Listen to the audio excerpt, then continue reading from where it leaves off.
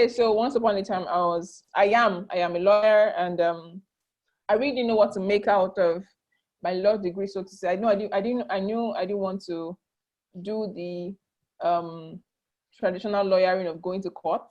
So I am a lawyer as well, and then so I wanted something different, and that's how I came out of school. And just before my law school, I stumbled on tech, but then I was just a business operations manager, so I wasn't really like hands-on, but I was support, so to say. And eventually I felt like I wanted to do more, so I decided to like quit my job, and I went to a boot camp for ladies then, and I learned how to code, and that's how I got into my journey. I came out of law school. After that, I went back again. I got a job as a developer.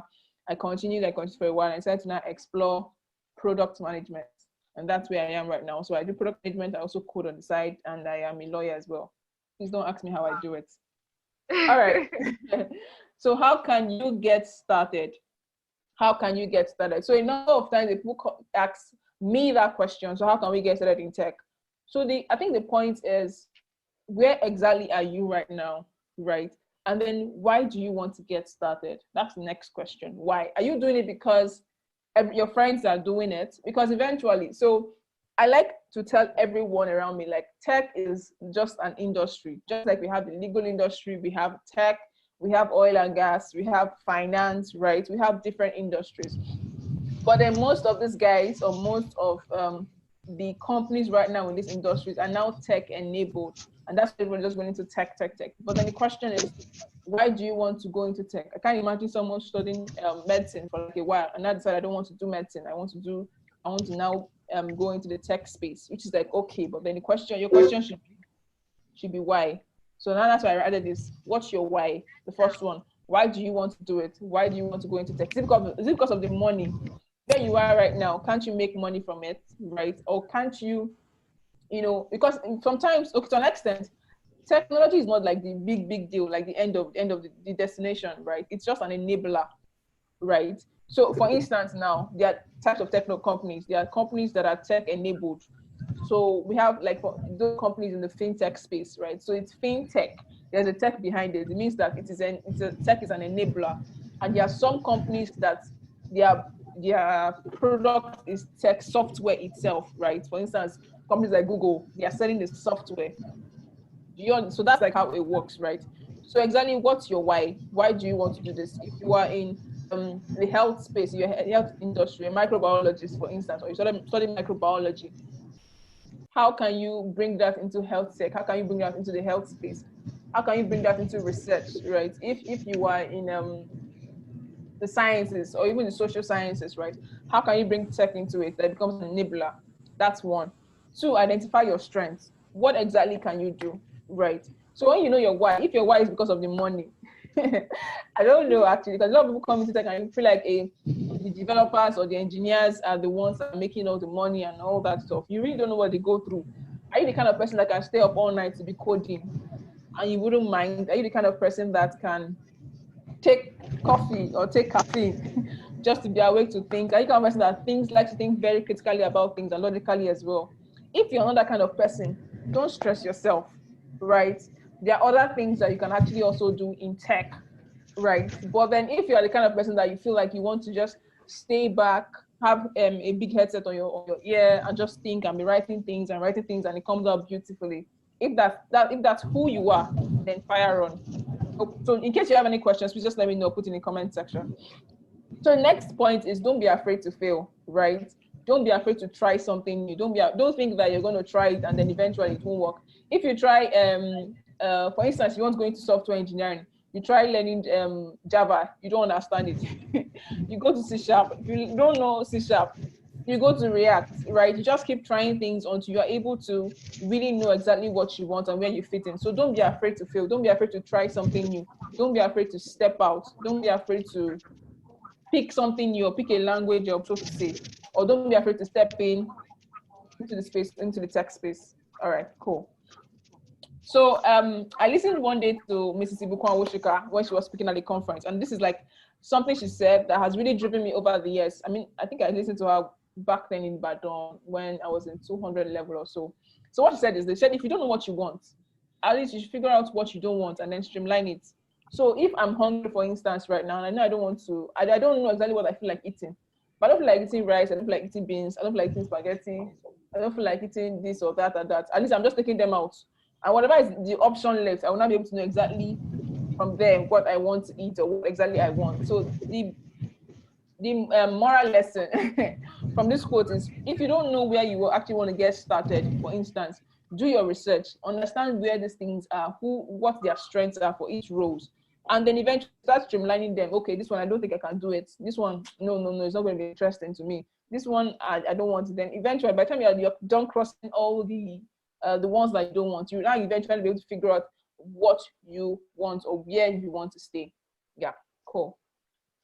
Okay, so before I come here, right, there are different roles or different what's the word now, plays in tech.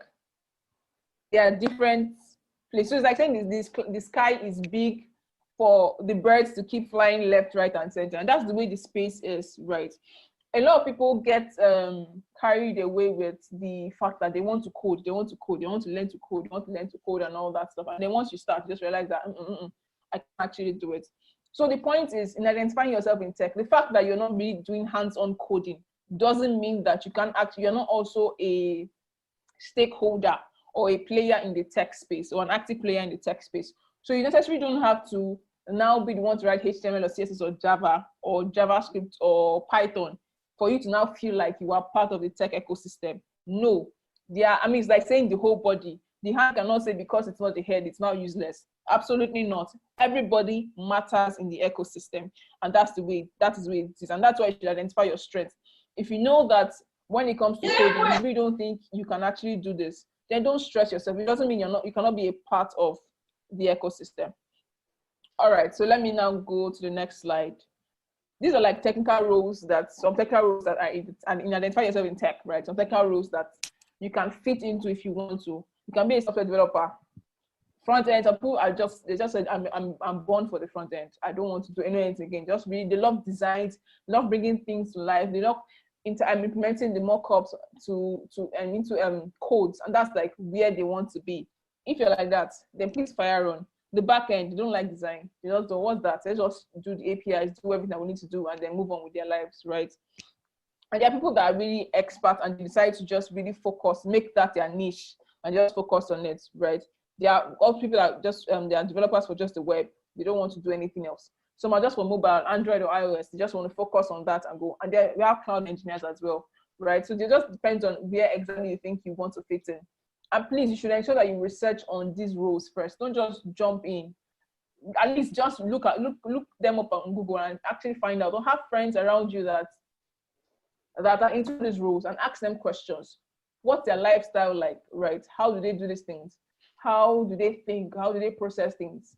How in demand are they as well? What's their pay like? But those things should not actually be like motivations for you to just want to move in and just choose a space. But eventually, you need to really do your research, test and see, and know exactly which that you want to go into. We have quality assurance testers. We have data scientists. We have machine learning engineers. Once somebody says I'm a machine learning engineer, everybody look like, yay, that kind of thing. But then we have machine learning engineers. We have DevOps engineers as well. So it just depends on which one you want to do. This is not everything, but these are like some of them, and you can actually get to research on others as well. Okay, so these are like for like the technical hands-on roles, right? Let me go to the non-technical. For non-technical, so it doesn't mean that these guys are not stakeholders, or they are not in the tech space, or they're not doing things, right? These guys too are like the hand, the head, the leg, the ears, everything, right? So it's not like as if you're saying software engineer is the head, the other person is actually the leg or the hand. Actually not. In fact, software engineer might actually just be a foot in the whole body, right? Depending on the team that he or she is working with. So for some non-technical roles, just in case you know you don't have the strength or the mind for the whole stress of really hands-on coding, these are like some other roles that you can actually explore. Product manager, for instance, which is something that I'm doing right now. UX designer, you love design, you love bringing abstract concepts to life, and then people are like, oh my God, you just designed this. This is like a role for you. Marketing manager, really, you are a people person, you love you love doing these things, right? But then you can actually also carve your own niche as a storyteller in the tech space. So you are a marketing manager, but maybe for tech companies or for tech startups and the likes in the ecosystem. Operations manager, you are the go-to for everything. And that's who you are. You already know that's like you like being in charge, or you like setting straight, you like taking care of things and all that stuff. If that's who you are, and you know you don't have the patience to start crying in the night if your code is not running or you have bugs, just stick to the one that you really know and then still ensure that you create your own space in the tech ecosystem. You're a copywriter, you like writing, please fire on, right? That's how you get to identify yourself in the tech ecosystem. So it's like a big ball, just knowing exactly where you want to pitch your tent, that kind of thing. Yeah. So technical writer or scrum master.